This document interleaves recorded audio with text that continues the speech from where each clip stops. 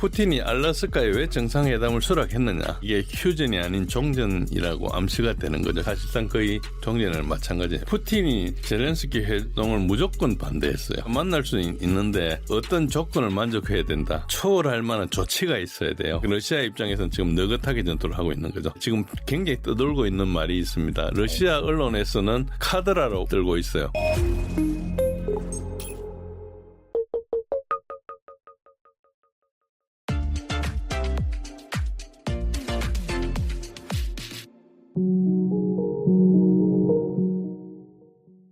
진재희 교수님 모셨습니다. 안녕하세요. 예, 안녕하십니까? 네, 교수님 모시고 여러분들이 또 관심 많아 하시는 이 지정학적인 또 전쟁 이슈에 대해서 살펴보도록 하겠습니다. 이 러우 전쟁 얘기 좀 해보겠는데, 최근에 이 알래스카에서 이 미국과 러시아의 정상회담이 또 열렸었고, 지금 방송하는 이 순간까지도 계속해서 속보하면서 뭐 휴전이라든지 이 종전 관련해서 뭐 조건들이 쏟아져 나오고 있습니다. 네. 이번에 이 미국과 러시아의 그 정상회담 어떻게 보셨는지, 여기에서 내포하는 바는 무엇일까요? 예. 우선 이제 설명을 조금 예를 돕겠어 약간 설명을 추가하면은 휴전과 종전의 차이가 있습니다. 네. 우리가 뭐 휴전, 종전 잘 알지만 종전은 이제 평화협정을 통해서 끝나는 것이고요. 휴전은 잠시 멈추는 겁니다. 우리는 뭐 70몇 년간 멈췄지만 휴전 상태고요. 그렇죠. 아직 네. 평화협정을 맺지 않기 때문에 전쟁이 끝난 게 아닙니다. 그것은 북한도 우리를 통일하려 했었고 우리도 통일하려 했기 때문에 분단된 상태라도 나중에 통일을 못 받기 때문에 그런 거거든요. 그래서 휴전이 된 거고. 그리고 이제 우크라이나하고 EU하고 트럼프, 나토 이거 지속적으로 30일 휴전을 요구했어요. 그런데 푸틴은 계속 거부를 했죠. 그 이유가 뭔가 하니까 30일 휴전을 하면은 지금 전쟁에서 불리한 우크라이나가 그 사이에 인원 장비 물자를 보충한다. 나토가 갖다 줄 거다. 사격 중지를 하니까 거기에 대해서 사격도 못하고 하니까 30일 동안 충분히 다 무장을 할 수 있다.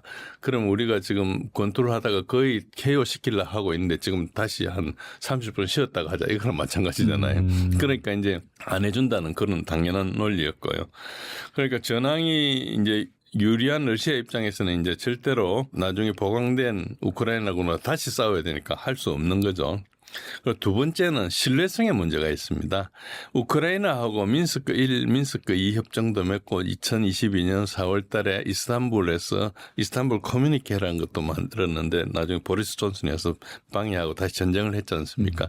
그러니까 우크라이나하고 뭘 하거나 서방과 뭘 하면은 약속을 지키지 않으니까 종이 쪼가리에 불과하다는 거예요. 그래서 그전에도 3일 휴전하기도 하고 뭐 이렇게 하루 이전하기도 하고 근데 그 사이에 사격을 우크라이나가 계속 했거든요. 네.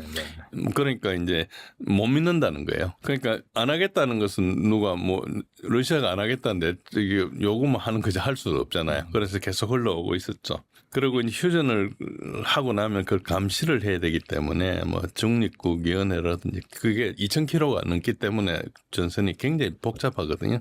그래서 이제 이런 것도 난항이 있고 해가지고 그런 것보다 완전히 종전을 하자. 그래서 지금 여기서 종전을 해도 좋으니까 종전을 하자 이야기를 하는데 이제 종전을 안 하는 거예요. 종전을 안 하고 휴전만 하자는 거죠. 그러니까 저기는 전쟁을 계속 하겠는데 좀 쉬었다 하자는 거고 러시아는 전쟁을 끝내겠다. 이 주장이 계속된 거예요.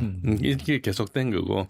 그런데 이제 푸틴이 알래스카에 왜 정상회담을 수락했느냐. 그동안에 하나도 안 했는데 그때 이제 그 푸틴의 보좌관인 우샤코프가 뭐라 했는가 하니까 미국이 우리가 수락할 만한 제안을 했다는 거예요. 그러니까 뭔가 이게 휴전이 아닌 종전이라고 암시가 되는 거죠. 휴전하기 위해서 간 건 아니거든요. 종전에 가까운 걸 한다고 생각하고 간 거고 그리고 나중에 나온 이야기가 미국이 이제 무기 지원이나 우크라이나 지원을 안 하겠다는 의사를 통보했나 봐요. 그러면 이게 사실상 거의 종전이랑 마찬가지예요. 왜냐니까 나중에 유럽이 맡아야 되는데 유럽이 맡는 거하고 미국이 있는 거 완전히 다르거든요. 맞아요. 지금도 미국이 훨씬 더 많이 지원하고 있잖아요. 그렇죠. 미국이 뭐 거의 정보나 뭐 온갖 거 다 지원하고 있죠. 외교까지 다 지원하고 있죠. 그런 상황입니다. 앞서 유럽 각국 정상들은 트럼프 대통령과의 화상회의에서 이번 회담이 아닌 후속 평화 협상에서는 우크라이나를 끼워달라 그렇게 요구를 했는데 트럼프도 그 가능성 열어뒀었죠. 그리고 이 최근에 보도된 거 보면은 이제 젤런스키가 이 협상을 하기 위해서 워싱턴에 왔다라는 그런 기사가 나오기도 했고 향후 후속 협상이 이 3자 형태로 진행될 수 있을까요? 저는 굉장히 부정적으로 봅니다. 푸틴이 젤렌스키 회동을 무조건 반대했어요. 그게 이제 그러니까 푸틴이 바뀌어야 되겠죠. 네. 이때까지 어떻게 했는가 하니까 젤렌스키가 만날 수는 있는데 어떤 조건을 만족해야 된다. 그래서 젤렌스키가 여러 차례 지금 우크라이나하고 미국, 러시아하고 따로 이제 세 차례 만났는데 대부분 만나가 30분 하다가 끝났어요. 그냥 서로 주고받고 서로 간에 뭐 전혀 물러나지 않으니까. 그래서 이제 끝나버리고 뭐 그냥 포로나 교환하고 시체나 교환하고 그런 것만 했거든요. 그런데 젤렌스키 요구는 뭔가 하니까 1991년 영토를 완전히 복원해야 된다. 크림이건 지금 하고 이런 거 다 복원하고 러시아가 우크라이나한테 전쟁 배상금을 지급해야 된다는 거예요. 그러니까 자기가 성전국이에요. 승전국 입장에서 제안하는 거네요. 예, 진짜. 그런 거예요. 그러니까 이제 말이 안 되는 거죠. 그렇죠. 그래서 네. 그리고 두 번째는 젤렌스키가 지금 임기를 넘긴 대통령이거든요. 임기를 넘긴 대통령은 어떤 문제가 있는 거 하니까 이 사람이 무자격한데 나중에 서명을 해놓으면 후임이 와가지고 앞에 그 사람 무자격한 거니까 협상했던 게 무효가 될 수도 있네요. 무효가 되는 거죠. 다시 해야 될 수도 예. 있고. 그래서 뭐 이야기는 할 수 있는데 서명은 못 한다. 아. 그런데 이게 또 어떻게 되는 거니까 젤렌스키가 작년 5월 달에 임기를 넘겼는데 국회에서 지금 전쟁 중이니까 비상계엄을 통해서 그냥 임기를 연장한 거예요. 그러니까 법률로 통과했죠. 그렇죠. 법적으로 문제가 없네요. 네. 아니 그런데 우크라이나 헌법에는 그걸 못하게 돼 있거든요. 아 그래요? 예, 헌법을 법률로 뒤집은 거예요. 그러니까 이게 엉망이니까 어. 푸틴은 자기가 법률가니까 딱 보면 알잖아요. 이거 말도 안 되는 짓을 하고 이게 그냥 그 동네 깡패들 하듯이 나라를 운영하는 거죠. 그러니까 그 전쟁이라도 선거하는 게 무슨 상관이 있어요. 뭐 러시아가 선거하는데 폭파하는 것도 아니고 선거를 하면 되는데 그러니까 이제 자기가 선거하면 떨어지니까 선거를 안 하는 거죠. 그러니까 이게 젤렌스키는 자기 정권하고 모든 게 달려 있는 거예요. 여기서. 그래서 양보를 못 하는 거죠. 그래서 뭐 어차피 나라가 어떻게든 자기가 죽을 판이니까 그래서 이제 안 하는 그런 거라 보고 그렇게 되죠. 그래서 이제 젤렌스키가 푸틴을 만나고자 하는 이유도 거기서 뭘 얻기 위해서가 아니고 자기의 그 정당성이나 자기가 푸틴보다 더 저거 하다는 것을 이제 소위 말해서 카메라 앞에 나타내기 위한 글로 정도밖에 보지 않는 거예요. 왜냐하면 가져오는 안이 없으니까 안 자체가 들을만 하면은 알래스카까지 가잖아요. 그러니까 이제 그런 게 하니까 이제 그래서 푸틴과 뭐 트럼프와 젤렌스키 회동이 이루어지려면은 그냥 부탁으로는 안 되고 초월할 만한 조치가 있어야 돼요. 대표적으로 서명을 하는 그런 회동이 되면은 네, 젤렌스키가 온다면 그건 젤렌스키는 아무 도장이 소용이 없으니까 미국이 보증해주면은 가는 거죠. 예를 들어서 내가 신용이 없어도 누가 보증을 써주면 대출을 받듯이 그렇죠. 네. 그런 식으로 하는 거죠. 그러니까 젤렌스키는 전혀 쓸모가 없는 거예요. 우크라이나 국민의 대표자도 아니에요. 사실 자기네들끼리 하고 있는데 계엄이고 하니까 누가 안 따지니까 있는 거지. 그런 상황이 있고 토의의 대상도 안 되고 그러니까 평화안을 안 내놓고 계속 91년도 하고 배상금 내라 그러니까 그렇고 푸틴을 전쟁 범죄자라고만 이야기하고 있어요. 그리고 이제 자체적으로는 토론 대표자나 대표자의 자격이 없기 때문에 아까 말씀드린 대로 타국의 보증이 필요한 상태고 지금은 젤렌스키는 무가치한 상태로 보는 거예요. 거기 보는 의견에 대해서 트럼프가 아니라고 그러면 끼울 수 있잖아요. 트럼프가 공감을 하기 때문에 이렇게 하고 있거든요. 2월 달에도 트럼프가 젤렌스키는 독재자라 그랬어요. 독재자라는 뜻은 민주적인 정부에서 민주적인 선거로 당선된 사람이 아니라는 뜻이에요. 그러니까 임기를 넘기고 자기가 권력을 가지고 있으니까. 우리가 알고 있었던 이제 민주주의 국가인 우크라이나를 독재 국가인 러시아가 치다 이 내러티브가 다 거짓말인 거죠. 젤렌스키가 독재다니까. 그리고 자격도 없는 사람 대통령 하면서 다니면서 연극만 하는 거니까 이렇게 이제 보는 거죠. 그렇다면은 이 워싱턴에 젤런스키가 온 거는 뭐 소위 말하는 그냥 액션일 가능성이 있다. 전혀 뭐 우크라이나한테 유리하게 협상이 진행될 가능성 없다 이렇게 봐야 되나요? 지금은 이제 어쨌든 푸틴하고 트럼프 간의 어떤 잠재적인 상태의 계약 조건을 이야기한 상태니까 이걸 이제 어차피 트럼프는 나는 손 떼겠다. 이 외경하니까 영토를 내준다거나 세부 조건으로 가면 우크라이나가 끼어들어야 될 상황이잖아요.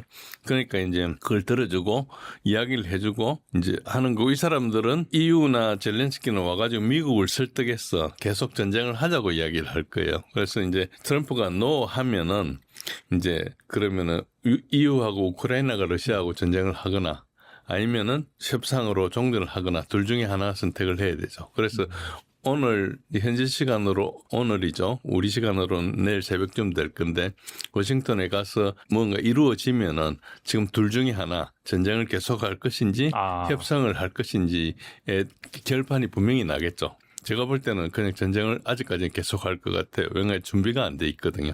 누가 준비가 안 돼 있다는? EU하고 우크라이나가, 우크라이나가 중간안을 평화안을 안 가지고 있어요. 이게 왜 트럼프가 왜 이렇게 오래 끌었는가 하니까 24시간 만에 끝내겠다가 왜 이렇게 끌었는가 하니까 평화안 대안을 안 가지고 오니까 그냥 무조건 우리가 승전국의 입장에서 조건을만 제시를 하니까. 그렇죠. 상대를 네. 일어났던 게 다 나쁜 거고 범죄 행위라고 생각하는 거예요. 그러니까 현실의 정치를 전혀 반영하지 않는 거죠. 현실에 대해서 그럼 자기는 잘못한 거 없느냐 이렇게 따지면 뭐 시비가 되겠지만 그건 자기가 접수를 안 하니까 그러니까 이 자체가 외교력이 전혀 없는 거죠. 근데 사실 뭐 잘잘못을 따지는 게 아니라 승전국이 있고 패전국이 있는 그런 상황에서 그렇죠. 어떻게 본다면은 그 패전국에 가까운 우크라이나나 뭐 나토나 그쪽 입장에서 우린 양보해 줄 수 없다. 우린 저도 양보해 줄 수 없다. 우리 그냥 이게 만들어줘. 약간 그렇게 떼쓰는 그런 상황이다라고 볼 수 있는 거겠네요. 그럼 지금은. 그렇죠. 그 배경에는 이 전쟁의 주인이 젤렌스키가 아닌 거예요. 주인은 유럽에 있는 마스터들이 주인인 거예요. 그러니까 전쟁을 자기가 돈도 없고 뭐 인력도 없고 없잖아요. 지금 뭐 엄청나게 많이 죽었고 도망갔거든요. 그런 상태에서 이제 전쟁을 계속한다. 국민을 생각하면 도저히 할 수 없는 이야기예요. 한 사람 죽어가는 것 자체가 얼마나 가슴 아프겠어요. 그러니까 국민을 위한 존재가 아닌 거예요. 보시면 그래서 이때까지 젤렌스키를 응원했든지 이런 분들은 이 사람 정체를 잘 봐야 됩니다. 그렇지 않으면은 굉장히 뭐 젤렌스키가 훌륭한 민주투사고 이게 아니고 그냥 마약 환자예요. 그냥 연극이나 하는. 그러니까 아주 볼품없는 사람이고 자기 국민들을 이렇게 엄청나게 많은 사람 희생시키면서 이렇게 끌고 와가지고 아무것도 얻은 거 없잖아요. 나라 사람 다 떠나고 망하고 땅 뺏기고 그러면서 얻은 게 뭐 있어. 자기가 부정부패한 것밖에 없어요. 우리가 뭐 을사오적 이런 것보다 훨씬 나쁜 거죠. 얘는. 그리고 휴전에 대한 협상 논의가 지속되는 와중에서도 러시아와 우크라이나 간 공습은 계속해서 이어지고 있는 것으로 파악이 되고 있는데 우크라이나가 러시아의 정유시설에 드론 공습을 가하는가 하면은 러시아 역시 최근 우크라이나 키이우로 공습해서 민간인 수십 명의 사상자를 또 냈습니다. 현재 이 러우 전쟁의 전황은 어떤가요? 예, 우크라이나가 그 전쟁을 하는 것은 드론으로 거의 어째 보면 더티워라 그럴까요? 뭐 이렇게 뭐 지금 전쟁하니까 뭐 표적으로 상대를 때릴 수는 있는데 약간 전방에서 정식으로 싸워가지고는 계속 밀리고 있어요. 그러니까 다른 게임이 안 되니까요. 예, 그렇죠? 다른 걸 하고 있는 거죠. 네네. 그런 상황이고 지금 이제 쭉 보시면은. 빠르게 설명드리겠습니다. 일단 우크라이나군 인원 손실은 어제 날짜로 131만 9천 명, 내일 되면 132만 명이 될 겁니다. 근데 이 그래프를 잘 보시면 왼쪽에 보시면은 미세하게 끝에 지금 최근에 좀 올라가고 있어요. 한 10% 정도 최근에 증가했어요. 물론 썸머 오펜시브로 해서 여름 공세를 좀 한 것도 있지만은 지금 전선의 그 도네츠크에서 상당히 돌파가 되고 있거든요. 그래서 그 손실이 좀 증가하고 있고 우크라이나의 인원 부족 문제가 굉장히 심각하고 있습니다. 그래서 70세까지 징병을 하고 있어요. 제가 이제 우크라이나 가면 군대 가야 되는 거예요. 70세가 안 됐거든요. 최근에 60세 이상, 그전까지 60세까지 군대 끌고 가다가 60세 이상 됐어요. 벌써 1년 전에 우크라이나 병사들의 평균 연령이 47세였어요. 그러니까 뭐 그 20세짜리하고 47세하고 전쟁을 하니까 전쟁이 되겠습니까? 어쨌든 그렇죠. 그리고 제가 이제 그전에도 한 말씀드린 적이 있지만 2차 대전 때 독일의 인원 누계를 보시면 갑자기 끝에 가면 확 늘거든요. 지금 우크라이나군의 인원 손실 누계도 이게 거의 비슷합니다. 여기 빨간 표시에는 요만큼 지금 대략 간격이 있는데 제가 이걸 재보니까 한 11월 달 되면 여기 차겠더라고요. 그래서 11월 되면은 병력이 없어서 항복하겠구나 이런 이제 짐작을 했어요. 뭐 대단한 과학이 있는 게 아니고 그냥 그래프를 비교해서. 그래서 뭐 계속 수혜를 하면 2026년, 27년도 전쟁이 가능하겠지만 현실적으로 불가능하다. 그러니까 이렇게 많이 손실이 일어나면 불가능하다고. 이 손실보다 훨씬 많다고 사람들이 추정하고 있어요. 그래서 우크라이나는 지금 전쟁할 수 없는 상태, 억지로 전쟁을 하고 있는 거라 이렇게 보시면 됩니다. 그렇고 이제 러우 전중에 지금 전반적으로 다 뚫리고 있는데 특히 도네츠크가 지금 그 관심사입니다. 굉장히 많이 뚫리고 있는데 요 그래프를 보시면은 이 그래프가 이제 포크롭스크 그리고 콘스탄티노프가 크라마토스크, 슬로비안스크를 요게 제가 동그라미로 그려놨습니다. 포크롭스크가 파란색이고 콘스탄티노프가 보라색이고 그 다음에 크라마토스크가 초록색, 그 다음에 슬로비안스크인데 이게 지금 포크롭스크와 콘스탄티노프스크 사이에 러시아군이 쭉 돌파를 해버렸어요. 그러다 보니까 양쪽이 포위망 비슷하게 생겼는데 이제 더 급한 게 남쪽에 있는 포크롭스크가 이제 거의 해가지고 지금 도망갈 길이 파란 화살표 있는 E50이라는 고속도로 여기에 하나 남아 있어요. 이렇게 남아 있기 때문에 이게 조금 있으면은 굉장히 철수도 지금 이 정도면 거의 철수가 불가능하거든요. 왜냐하면 철수하려는 그쪽으로 화력이 때릴 수 있기 때문에 그래서 여기 피해가 정말 많을 거로 생각합니다. 이제 그 우크라이나에서는 병력을 여단을 한 개를 더 배치를 했는데 이게 그렇게 배치가 10,000명 정도 된답니다. 그런데 실제로 포위한 러시아군은 한 10만 명쯤 되나 봐요. 그리고 이 10,000명도 어디서 데리고 왔는가 하니까 콘스탄티노프에서 데리고 온 거예요. 옆에 조금 넓은 데서 데리고 온 거예요. 그러니까 이게 문제가 뭔가 이게 요 자세히 보시면 보라색, 초록색, 빨간색 요 도시가 한 길로 쭉 연결돼 있습니다. 이것을 삼각점이라 그러는데 여기 하나가 돌파되면 쭈루루루 연달아 돌파될 가능성이 되게 크고 그러면 요 오른쪽에 있는 시베르스크하고 좀 붙거든요. 여기가 다 포위 직전이 됩니다. 그래서 포크롭스크가 무너지고 나면 급하게 이제 그다음 콘스탄티노프를 이제 포위를 할 수 있거든요. 그럼 이게 굉장히 의외로 몇 주 안에 쫙 무너질 가능성이 있어요. 그러니까 이게 무너지면 그 다음부터는 이제 상당히 이제 방어선이 있기 때문에 어렵긴 한데 제 생각에는 러시아가 뭐 우크라이나 서부까지 진출하고 그러진 않을 거고요. 돈바스 정도는 이렇게 하고 말지 않을까 생각을 합니다. 요 슬로비안스크는 알다시피 빨간 원인데 여기는 돈바스 전쟁의 시발점이었습니다. 여기에 2014년도에 최초의 포격을 함으로써 돈바스 내전이 발생했거든요. 그러니까 러시아 입장에서는 이걸 탈환하는 게 약간 어떤 의미가 있습니다. 어떤 사기나 어떤 여러 가지 역사적으로 이제 이걸 탈환했을까 이제 한 전쟁이 끝났구나 이런 게 있기 때문에 아마 이걸 탈환하면 그만두지 않을까. 그래서 지금 떠도는 요구 조건도 돈바스만 반항하면은 나머지는 여기서 전선을 해서 동결하겠다 이런 이야기가 나오고 있거든요. 사실인지 확인은 안 됩니다. 네네. 그리고 지금 그 포크롭스크를 옆에 조금 창세 전도입니다. 여기 보시면은 굉장히 많이 들어와 있고 러시아군이 굉장히 포위하고 있다 이렇게 보시면 되고요. 그리고 그 바로 옆에 콘스탄티노프카 그리고 그 북쪽에 쿠피안스크 이 지도를 잘 보시면 전선 모양이 되게 꼬불꼬불하죠. 어떻게 하는가 평평한 전선이 있으면 이제 침투를 해가지고 침투가 성공하면 이제 전과 확대를 해가 확장을 쭉 해가지고 우리가 핀스라 그래요. 집게 작전을 쭉 해가지고 이렇게 쌉니다. 그러면 삼면이 이렇게 쌓이지 않습니까? 그러면 이렇게 가마솥이라 그래요. 네. 사면을 싸지는 않아요. 사면을 싸면은 안에 사람이 굶어 죽든지 이렇게 해야 되는데 그러면 극단적으로 제한을 하니까 이제 러시아군한테도 피해가 되니까 갈 길을 열어주고 이제 공격을 하면은 이제 물러나는 식으로 이렇게 합니다. 그래서 그런 식으로 하기 때문에 모양이 동글동글한 게 되게 많으면은 지금 포위 현상이 굉장히 많이 일어나는 걸로 볼 수 있죠. 선이 이렇게 밋밋한 거하고 굉장히 다르죠. 그래서 군데군데 계속 이렇게 요 가마솥 부분적으로 가마솥이 되게 많죠. 이거는 곧 여기가 함락되고 우크라이나를 탈출하거나 포로로 잡히거나 이럴 걸로 보시면 됩니다. 전선을 그렇게 보시면 그렇고요. 그리고 이제 그 밑에 수미 지역은 크루스크를 침공한 다음에 거기서 이제 완충지대를 형성하기 위해서 내려왔어요. 내려오고 있는 요 부분도 도심에서 한 20km 정도 떨어져 있는 정도고 오른쪽에 카르키프 지역에서도 카르키프 지역은 여기 그 파란 원이 카르키프라는 도시입니다. 카르키프가 이제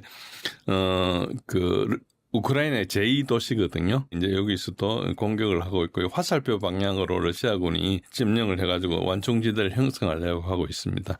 그런 식으로 이제 돼 있고 밑에 이제 그 밑에 카르키프도 볼찬스크도 오랫동안 방선 홀드하고 있다가 조금씩 이렇게 접근을 하고 있고 한 20km 정도, 15km, 20km 정도 되면 화력 통제를 할 수 있거든요. 드론이나 야포로 때릴 수가 있습니다. 그러면 그 안 도시에 있는 것들은 굉장히 취약해지는 거죠.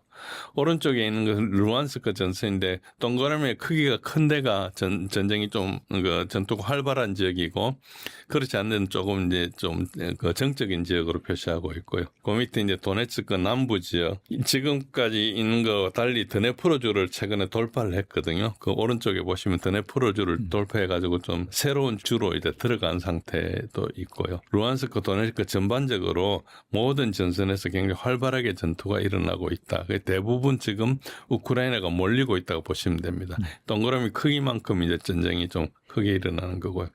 그 다음에 이제 그 밑에 아까 삼각 도시를 끌고 나면 여기 시베르스크를 만나는데 그걸 제가 하나 그렸고 그 외에 자포로지아 헤르손은 그냥 뭐 거의 그 소강 상태입니다. 처음에 조금 많이 최근에 한번 움직였다가 그게 이제 조공이라 해가지고 주공을 하기 위해서 이제 방어선을 좀 땡긴 그런 정도지 뭐 크게 그렇지는 않고 여기 헤르손은 이제 이 강을 두고 조금 교전을 좀 하고 있고요. 그런 상태고 도네츠 남부는 아까처럼 이제 포크로프스크를 막다 보니까 남쪽으로 풍선 효과로 이제 러시아가 좀 많이 밀고 나간 게 좀 있고요. 그렇습니다. 우크라이나 군 내부에서는 요거는 일주일 전 이야기인데요.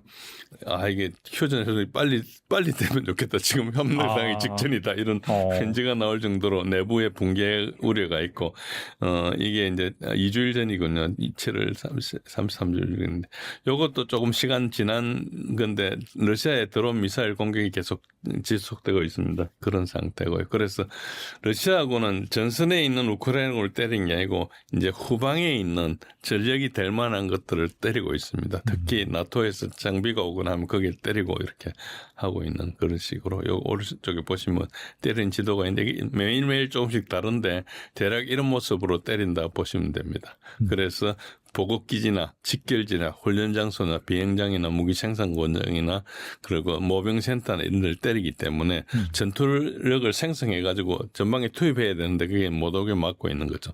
그러니까 러시아 입장에서는 지금 느긋하게 전투를 하고 있는 거죠. 전방에 있는 걸 때린 거 후방에 때리고 있으니까 급한 거 없다는 거죠. 나중에 올 거를 미리 때려 놓는다는 그런 개념으로 하고 있다 보시면 됩니다. 한편 우크라이나는 지금 전쟁 피로감이 확산되어 있으면 왼쪽에 보시면은 초록색 그래프가 계속 전쟁을 하겠다는 것이고 그 지금 현재는 24%입니다. 초전에는 70%를 넘었었는데 지금 이제 협상하자, 종전을 하자, 땅을 내주고라도 하자는 게 지금 69% 정도로 와 있습니다. 그래서 우크라이나 국민들은 전쟁에 지친 상태고 지금 전쟁을 수행할 능력이 없는 상태죠. 그런데도 이제 계속 이거를 끌고 나가고 있다는 그런 시죠. 그래서 지금은 의미 없는 전투만 하고 있고 이 전투하는 것보다 머리를 비상하게 굴려서 좋은 협상안을 가지고 얼마든지 끌 수 있거든요. 그러니까 러시아도 전쟁을 계속하고 싶지 않기 때문에 희생을 받아낼 수 있는데 국가적 차원에서 이야기하지 않고 자기의 어떤 개인적인 차원 그리고 이제 우크라이나가 어떻게 되든 상관없는 영국이나 이제 독일이나 이쪽의 사람들 그러니까 이번 이걸 계기로 군수 산업을 일으켜야 되겠다는 이런 사람들이 이제 네네. 끌고 나가는 거죠. 그래서 국민들만 희생되는 그런 걸로 있습니다. 그리고 아까 요 사항은 지금 확정은 안 되는데 지금 굉장히 떠돌고 있는 말이 있습니다. 러시아 언론에서는 카드라로 들고 있어요. 그러니까 영국에서 먼저 이제 이런 보도가 나왔고 그거를 인용해가지고 했다 이런 정도만 나오고 있는데 어쨌든 푸틴이 뭐 트럼프한테 했다는 식으로 전달되고 있는데 도네츠크하고 루안스크 돈바스 영토는 다 물러나라. 우크라이나가 다 물러나고 네. 나머지 전선은 그 자리에서 멈추겠다. 그러면 자포로지아하고 헤르손에도 러시아가 자기 영토라고 헌법에 적시해가지고 이렇게 해놓은 수복해야 될 자기들 입장에 수복해야 될 영토들이 있는데 그건 포기하고 돈바스만 주면은 끝내겠다. 그런 게 약간 기사로 보도되더라고요. 그게 이제 이게 보도인데 아직 확인은 안 됐어요. 확인 안 된 거고. 카드라가 계속 떠들고 있는 겁니다. 러시아에서도 심지어 러시아 언론에서 나오고 있어요. 카드라로. 그런데 뭐 아직까지 그걸 전혀 발표 안 했거든. 그게 중요하면 그때 발표했겠죠. 그런 게 이야기가 나오고 있는데 그런 상태인데 지금 그걸 제가 표시한 거예요. 네. 왼쪽에 보시면 조금 더 붉은 진한 데가 있죠. 네. 여기가 아직까지 우크라이나군이 점령하고 있는 도네츠크주예요. 그러니까 요 영토가 도네츠크 전체 한 30% 정도 된다. 그 정도고. 근데 여기가 상당히 격전이 일어날 겁니다. 아까 이야기한 도시도 있고. 이제 그래서 뭐 이 정도 같으면 러시아가 조금 전쟁하면서 희생을 덜 치르고도 영토를 확보할 수 있으면 다른 걸 양보할 수 있다. 이런 뜻으로 받아들일 수 있으니까 그럴듯해요. 이런 이야기를 했을 것 같기도 하고 그래서 확정을 할 수 없는데 어쨌든 그렇다 보시면 됩니다. 가만히 그냥 우크라이나 거부하면 어떻게 되냐 하니까 결국 시간이 지나가지만 다 뚫린다. 아까 제가 설명드린 그 도시가 여기 한 줄로 쭉 여기는 선이 이제 도로망이 진해가지고 잘 보이죠. 쭉 이렇게 연결돼 있는데 사실은 러시아가 중요한 도로를 차단했기 때문에 보급도 이제 곧 끊기게 돼 있거든요. 그런 측면에서는 만약에 이거를 러시아가 제안했다면은 우크라이나가 받아들이는 것도 방법일 수 있어요.